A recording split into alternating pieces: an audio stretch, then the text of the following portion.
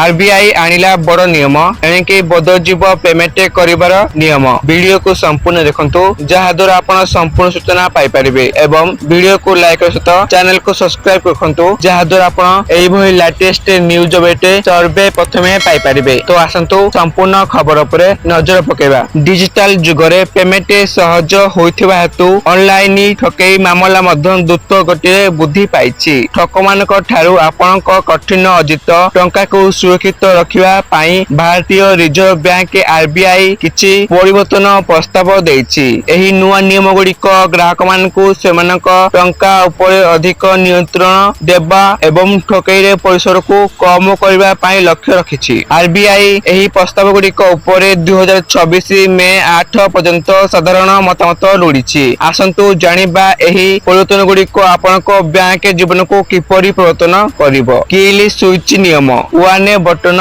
And everything goes RBI सबुठारु गुरुत्वपूर्ण प्रस्ताव गुड़िक मध्यरु गोटे हेउछि किल स्विच। एहा आपणक मोबाइल रो बैंकिंग ऐप किंबा नेट बैंकिंग रे एक जादूकरी बटन परि हेबो एवं एहा किपरि काम करिवो जदि आपणकु संदेह हुए जे आपणक फोन हैक होइछि किंबा आपन ठकामीर शिकार हेउछन्ति तेबे आपण एही बटन दबाई आपणक अकाउंट सहित लिंक होइतिबा समस्त डिजिटल पेमेंट मोड जेपरि कि यूपीआई नेट बैंकिंग कार्ड तुरंत डीएक्टिवेट करि परिबे। किल स्विच सक्रिय हेबा पर आपनको कठोर सुरक्षा प्रक्रिया दे जिबाको पड़िबो किंबा सेवा पुनर्स्थापित करिबा पई बैंक शाखा को जिबाको पड़िबो एवं 10,000 रु अधिक पेमेंट पई लार्जेड क्रेडिट ठक माने पायत बड़ कारबार नजर रखंती। एहाको रोकिबा पई आरबीआई लार्जेड क्रेडिट सुपारिश